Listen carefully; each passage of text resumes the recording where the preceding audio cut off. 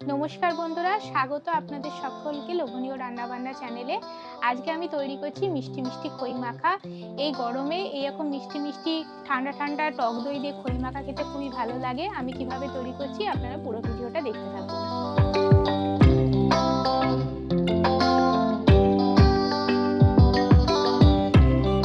খই মাখা তৈরি করার জন্য আমি এখানে 50 গ্রাম পরিমাণ খই নিয়ে নিলাম।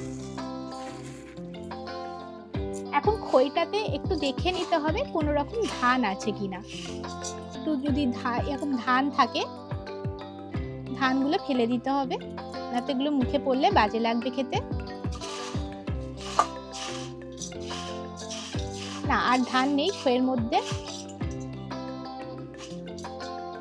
এখন আমি দুটো কাঁঠালি কলা নিলাম আর কলাটাকে আমি ম্যাশ করে নেব।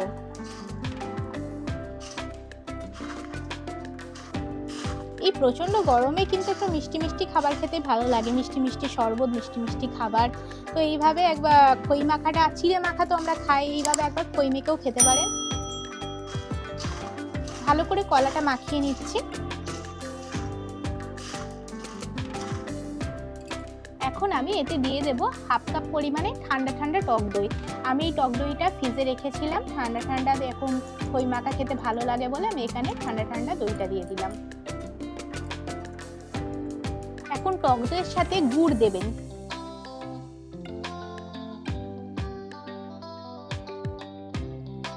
আমি এখানে 2 টেবিল স্পুন গুড় দিলাম। চিনিও দিতে পারেন, তবে গুড় দিলে কি সুন্দর একটা গন্ধ হয়। মিষ্টিটা আপনারা যে যেমন পছন্দ করেন সেই বুঝে দেবেন, কম বেশি সেই বুঝেই দেবেন। ভালো করে মেখে নিচ্ছি।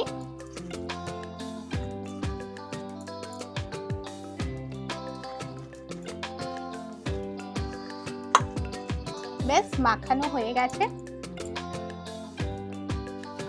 তো এখন তো আম আর লিচুর সিজন, এই জন্য আমি আমকে একটু কেটে রেখেছিলাম, আম দিয়ে দিচ্ছি। একটু লিচু দিয়ে দেবো।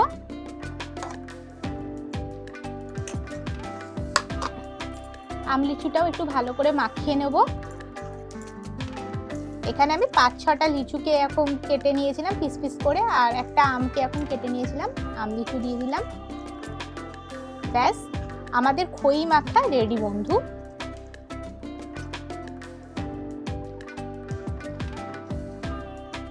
দেখুন বন্ধুরা, আমি মিষ্টি মিষ্টি খই মাখা পরিবেশন করে দেখাচ্ছি, কেমন হয়েছে আমাকে কমেন্ট করে জানাবেন।